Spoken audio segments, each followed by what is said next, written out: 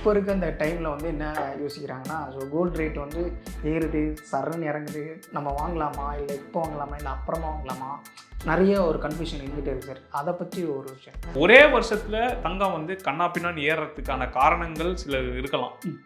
ஆனால் வந்து அது வந்து ஒரு ரிஸ்கா அப்படின்னா அது ரிஸ்க் கிடையாது. மாதம் வரதுல நான் ஒரு 10,000 20,000 30,000 சேவ் பண்ணி சேமிப்பேன்.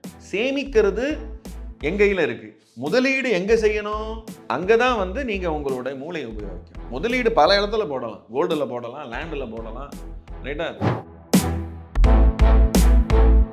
இதெல்லாம் வந்து எக்ஸ்டர்னல் ஃபேக்டர்ஸ். இன்டர்னல் ஃபேக்டர்னு பார்த்தீங்கன்னா demand and supply. Season period, இப்போ கல்யாண சீசன் ஆரம்பிச்சதுன்னா அந்த சீசன் பீரியடில் எல்லாரும் வந்து தங்கத்தில் முதலீடு பண்ணுவோம். அக்ஷய திருதியில் ஆரம்பித்து கண்டினியூஸாக 5 years or 6 years கழிச்சு ஸோ இதே ரேஞ்சில் இருக்குமா கோல்டு? இந்த ரேஞ்சில் இருக்காது, இன்னும் ஜாஸ்தி தான் இருக்கும். நிறைய பேர் வந்து இன்சூரன்ஸ்னு சொல்லிட்டு ஒரு விஷயத்த வந்து போடுறாங்க சார். பட் ஆனால் அதில் வந்து நிறைய பேத்துக்கு வந்து தெரில அந்த இன்சூரன்ஸை நம்ம எதுக்காக பயன்படுத்தணும், ஏன் பயன்படுத்தணும், எதுக்காக நம்ம போடுறோம் அப்படின்றதே நிறைய பேத்துக்கு தெரியாமல் ஒரு இருக்குது. மெடிக்கல் இன்சூரன்ஸுங்கிறது வந்து ரொம்ப ரொம்ப எசென்ஷியல், ரொம்ப எல்லாருக்குமே தேவை. ஆக்சுவலாக இன்றைக்கி வந்து கவர்மெண்ட்டே வந்து பாலிசி கொடுக்குது மக்களுக்கு. இது வந்து ஒரு பஞ்ச தந்திரான மக்கள் தெரிஞ்சுக்கணும். 5 தந்திரங்கள். என்னது? Number 1 medical insurance, life insurance, pension scheme, public provident fund. அப்போ மக்கள் என்ன பண்ணா சம்பாதிக்கணும். அது இன்னொரு வீடியோ பண்ணுங்க. சம்பாதிக்கிறது எப்படி, காசு சம்பாதிக்கிறது எப்படி அப்படின்னு ஒரு நிறைய ஐடியாஸ்.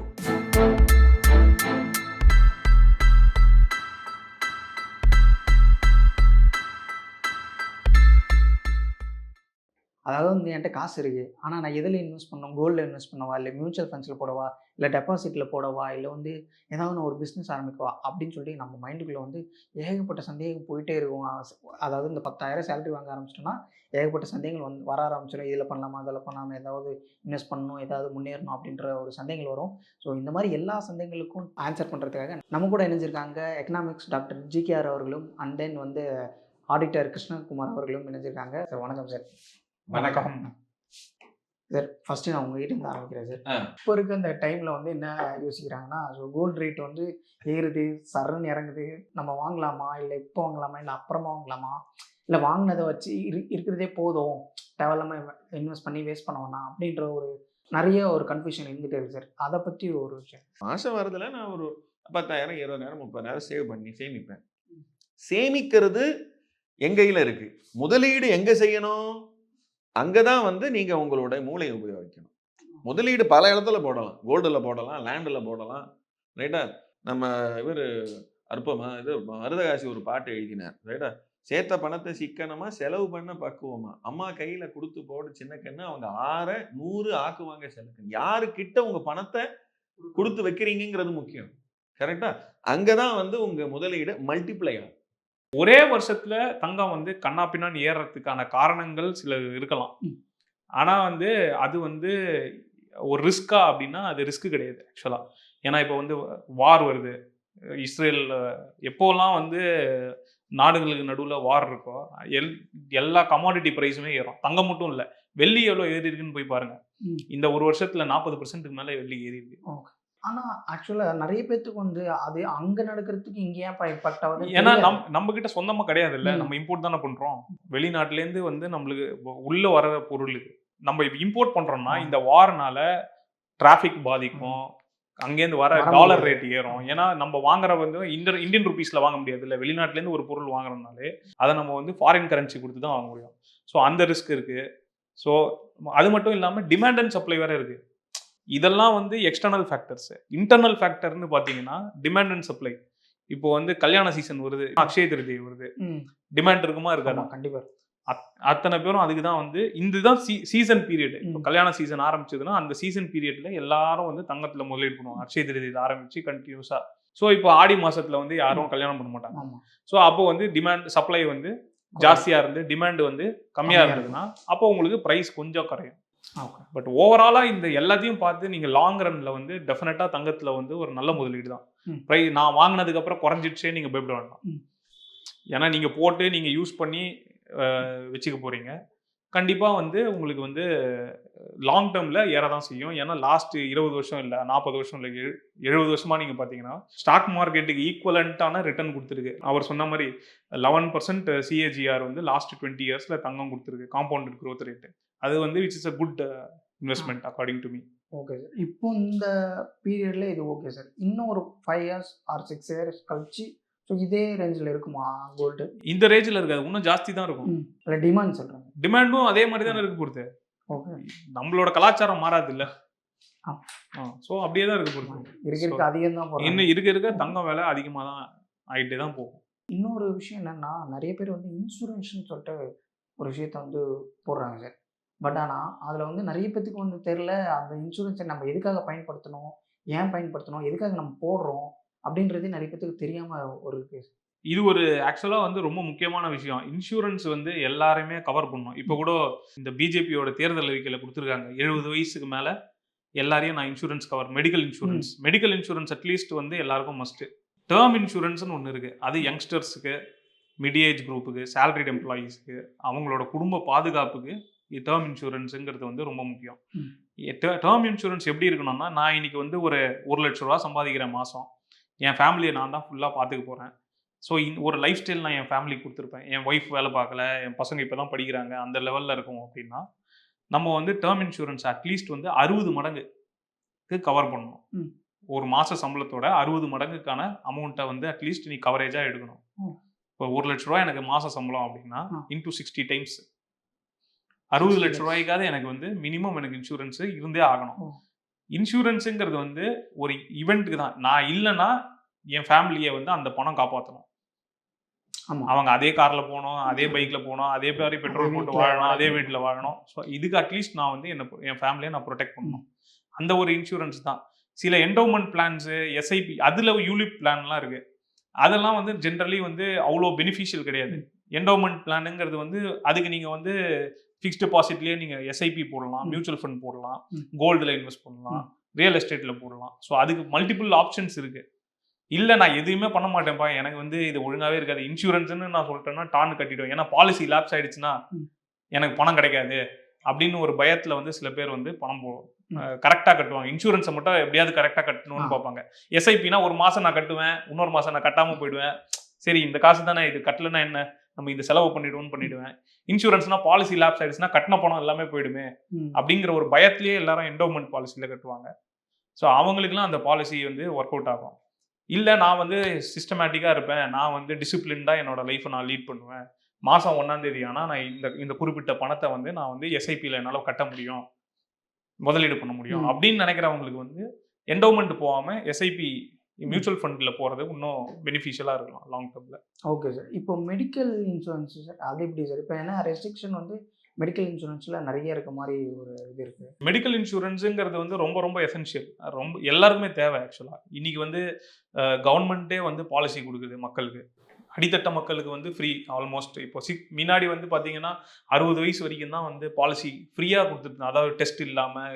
அதெல்லாம் இல்லைன்னா இப்போ நான் வந்து டெஸ்ட் கொடுக்குறேன், 3 வருஷம் நான் வந்து கவர் பண்ண மாட்டேன், ஏற்கனவே உனக்கு ஒரு நோய் இருந்ததுன்னா நான் உன்னை வந்து இத்தனை வருஷத்துக்கு நான் உன்னை கவர் பண்ண மாட்டேன் அப்படிங்கிற மாதிரி பாலிசிக்கிற நிறைய இதெல்லாம் இருக்குது, ஆப்ஷன்ஸ் எல்லாம் இருக்குது. பட் இப்போ வந்து பயங்கரமாக லிபரலைஸ் ஆகுது. மெடிக்ளைம் பார்த்தீங்கன்னு வச்சுக்கோங்களேன், இப்போது பிஎம் ஸ்கீம் வருது, அப்புறம் சிஎம் ஸ்கீம் இதுக்கு முன்னாடியே இருந்தது, நம்ம கலைஞர் காப்பீட்டு திட்டம்னு சொல்லிட்டு அப்போவே இருந்தது. அப்புறம் இப்போ பிஎம் வந்து இந்தியா ஃபுல்லாக வந்து ஒரு கவரேஜ் கொண்டு வந்து 5 லட்சம் ரூபா வரைக்கும் அடித்தட்ட மக்கள் மட்டும் இல்லை, மிடில் கிளாஸ் பீப்புள் கூட they can go for it. அது பண்ணலாம். இப்போ 70 வயசுக்கு மேலே இருக்கவங்களுக்கு வந்து நான் வந்து ஃபுல்லாக ஆக்சஸ் ஓப்பன் பண்ணி விட போகிறேன்னு சொன்னது வந்து இட்ஸ் அ மேஜர் ஸ்டெப். அப்போது நம்ம எப்படி போகிறோம்னா நம்ம நாட்டில் இருக்க எல்லாருக்குமே மெடிக்கல் இன்சூரன்ஸ் தேவைங்கிறத வந்து அரசும் வந்து மைண்டில் வச்சிருக்கு. ஸோ தேர்ஃபார் அதுவே ஒரு பெரிய நல்ல விஷயம் தான் அது. ஸோ ஆனால் அது அவசியம். அது இருந்ததுன்னா நீங்கள் வந்து எந்த ஹாஸ்பிட்டலில் வேணால் நீங்கள் வைத்தியம் பார்த்துக்கலாம். ஸோ நீங்கள் ப்ரீமியம் கட்டுறதை வந்து இன்கம் டேக்ஸில் டிடக்ஷனாக எடுத்துக்கலாம். So to that extent you don't need to pay tax. அந்த பெனிஃபிட்லாம் இருக்குது. உங்களை பொறுத்த வரைக்கும் இன்சூரன்ஸ் கட்டாயமா சார்? கண்டிப்பாக. அதில் வந்து ஒரு 5 விஷயம் சொல்கிறேன். நம்பர் 1, அவர் வந்து முதல்ல மெடிக்கல் இன்சூரன்ஸ் பற்றி சொன்னார். முதல் விஷயம் வந்து ஒரு அனாலஜி சொல்கிறேன். நீங்கள் பிளேனில் போயிருக்கும்போது அழகான ஏர் ஹோஸ்டஸ் வந்து பிளேன் எடுக்கிறதுக்கு முன்னாடி நிறைய சொல்லுவாங்க. என்ன சொல்லுவாங்க? பிளேன் வந்து நடு வானில போயிட்டு இருக்கும்போது ஏதாவது ஆயிடுத்துன்னா அந்த ஆக்சிஜன் மாஸ்க்கு கீழே விழும் அப்படின்னு. அதை எடுத்து முதல்ல உங்களுக்கு வச்சுக்கங்க, அதுக்கப்புறம் இருக்கிற மாஸ்கை எடுத்து பக்கத்தில் இருக்கிறவனுக்கு வைங்கன்றாங்க. ஸோ ஃபர்ஸ்ட் எடுத்த உடனே என்ன பண்ணணும், உங்களை நீங்கள் பார்த்துக்கணும். அப்போ தான் மற்றவங்களை பார்த்துக்க முடியும். Medical insurance first. சரியா?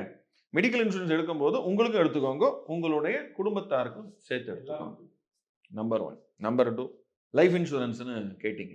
லைஃப் இன்சூரன்ஸுக்கு அவர் வந்து 5x ஆனுவல் இன்கம்ல 5 வருஷத்துக்கு தம்பு ரூல் கொடுத்தார். அது மினிமம்னு சொன்னார். நான் என்ன சொல்றேன், 10x போடணும். 10 வருஷம் மேக்சிமம் 20 வருஷம். 5ங்கிறது இன்றியமையாதது, 10ங்கிறது நம்ம கூட இருந்த ஒருத்தர் ஃபேமிலியில் இருந்தவர் வந்து இல்லாம போயிட்டார்.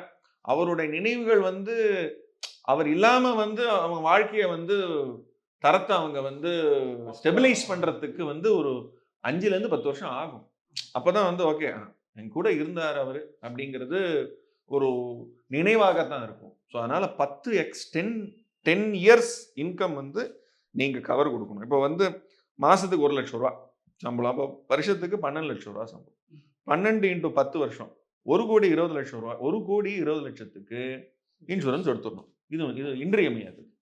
2. 3வது, உங்களுடைய ரிட்டையர்மெண்ட்ல என்ன பண்ண போறீங்க? ரிட்டையர்மெண்ட்டுக்காக 2 விஷயம் எடுத்து வச்சுக்கணும். 1, உங்களுடைய பென்ஷன் ஸ்கீம். ஒன்று நேஷனல் பென்ஷன் ஸ்கீம்ல இன்வெஸ்ட் பண்ண வருஷத்துக்கு 14% வரைக்கும் அதில் ரிட்டர்ன் இருக்கு. அதில் பணம் விட்ரா பண்ண 60%க்கு டேக்ஸ் ஃப்ரீ, பணம் கிடையாது, அதாவது வரி கிடையாது. 40% மட்டும்தான் வரி. அது நீங்க இன்வெஸ்ட் பண்ணதுல எக்ஸ்ட்ரா வர போர்ஷன்ல 40% மட்டும்தான் வரி உண்டு. ஓகே, நீங்க இன்வெஸ்ட் பண்ணது 10 லட்சம், வந்தது 15 லட்சம்னா அந்த 5 லட்சத்துல 40% மட்டும்தான் டேக்ஸ் வரும். இது வந்து நேஷனல் பென்ஷன். இது தவிர ப்ராவிடன்ட் ஃபண்ட், பெஸ்ட் வந்து provident fund, public provident fund. அதில் வந்து 8.5%, 8.6% டேக்ஸ் ஃப்ரீ. நீங்கள் எவ்வளோ இன்வெஸ்ட் பண்ணுறீங்களோ அதில் டேக்ஸ் பெனிஃபிட் வேற உண்டு, கழிவு வேற உண்டு. இங்கே உங்களுக்கு உங்கள் பேரில் எடுத்துக்கலாம், உங்கள் மனைவி பேரில் எடுத்துக்கலாம். ஸோ வருஷத்துக்கு 1.5 3 லட்சம் ரூபா இன்வெஸ்ட் பண்ணலாம். இது தவிர பெண் குழந்தை இருந்ததுன்னா அவங்களுக்கு வந்து இந்த சுகன்யா சமிருதி ஸ்கீம் அப்படின்னு ஒன்று இருக்கு. பிறந்த குழந்தை உடனே செல்வ மகள் திட்டம் அப்படின்னு ஒரு தமிழை நீங்க சொல்லலாம்.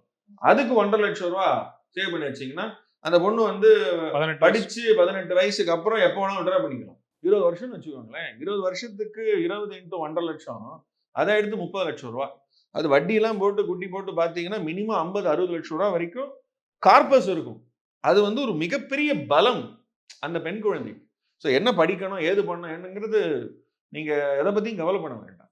ஸோ இந்த 5 வந்து முக்கியமானது. நீங்க என்ன பண்ணுவீங்க, பெண் குழந்தைக்கு மட்டும்தான் அந்த ஸ்கீம் இருக்கானா? இல்லை, தமிழ்நாடு கவர்மெண்ட் ஆண் குழந்தைக்கும் செல்வ மகன் திட்டம்னு ஒன்று கொண்டு வந்திருக்காங்க தமிழ்நாடு கவர்மெண்ட். ஸோ அங்கேயும் நீங்க பண்ணலாம். So medical insurance, life insurance, national pension, public provident fund, மகன், செல்வ மகன், செல்வ மகள் திட்டம். 5 இன்சூரன்ஸ் மட்டும் டேர்ம் இன்சூரன்ஸ், அதுதான் வந்து ரியல் இன்சூரன்ஸ். பாக்கி எல்லா பாலிசியுமே வந்து ஒரு type of saving. Risk cover அதுல தான் பிரீமியம் ரொம்ப கம்மி. சின்ன வயசுலயே எடுக்கணும், அதுவும் வந்து சொல்லணும். சின்ன ஏர்லி ஸ்டேஜ்லயே நான் வந்து வேலைக்கு நீங்க ஆரம்பிக்கிறேன்னா அந்த சமயத்திலேயே நீங்க எடுத்தீங்கன்னா பிரீமியமும் ரொம்ப கம்மியா இருக்கும். ஓகே, அதாவது ஒரு 20 வயசு 22 வயசுலயே நீங்க வந்து வேலைக்கு போக ஆரம்பிச்சிட்டீங்கன்னா ஓகே, நீங்க அப்ப எடுத்தீங்கன்னா கரெக்டா இருக்கும். பிரீமியம் ரொம்ப ஒரு அன்னைக்கு வந்து ஒரு 50 லட்சம் ரூபாய்க்கே வந்து சில ஆயிரங்கள்ல தான் இருக்கும் பிரீமியம். இப்போ அதுலயே வந்து 6 months ஒன்ஸ் பே பண்றது இல்ல இயர்லி ஒன்ஸ் பே பண்றது, அது வந்து இவங்களுக்கு அந்த பே பண்றவங்களுக்கு ஏத்தார போல ஆனுவலாவும் பே பண்ணலாம், ஹாஃப் இயர்லியாவும் பே பண்ணலாம், குவார்டர்லியாவும் பே பண்ணலாம், மந்த்லி கூட பே பண்றதுக்கு ஆப்ஷன்ஸ் இருக்கு. இது வந்து ஒரு பஞ்ச தந்திரான்னு மக்கள் தெரிஞ்சுக்கணும். 5 தந்திரங்கள். என்னது? Number 1 medical insurance, life insurance, pension scheme, public provident fund, செல்வ மகன் இல்ல செல்வ மகள் திட்டம், தங்கம் மியூச்சுவல் ஃபண்ட், இதெல்லாம் அப்புறம் ஈக்விட்டி 8 இவ்வளவு இருக்கு. மக்கள் முன்னாடி போயிட்டே இருக்கு. அப்ப மக்கள் என்ன பண்ணா, சம்பாதிக்கணும். இன்வெஸ்ட்மெண்ட் ஓகே, ஆனா சம்பாதிக்கணும், salary வந்தா கரெக்ட். அது இன்னொரு வீடியோ பண்ணுங்க. சம்பாதிக்கிறது எப்படி, காசு சம்பாதிக்கிறது எப்படி அப்படின்னு ஒரு நிறைய ஐடியாஸ் வரும். Okay sir. இவ்வளோ நேரம் வந்து நிறைய விஷயங்கள் எங்களுக்காக ரொம்ப ஷேர் பண்ணீங்க சார். எனக்கு தெரிஞ்சு அதுவும் ஒரு புரியிற விஷயமா, ஈஸியாக மக்களுக்கு வந்து சேர்ற விஷயமா சொன்னீங்க சார். உங்கள் வேல்யூபிள் டைமுக்கு ரொம்ப நன்றி. நன்றி.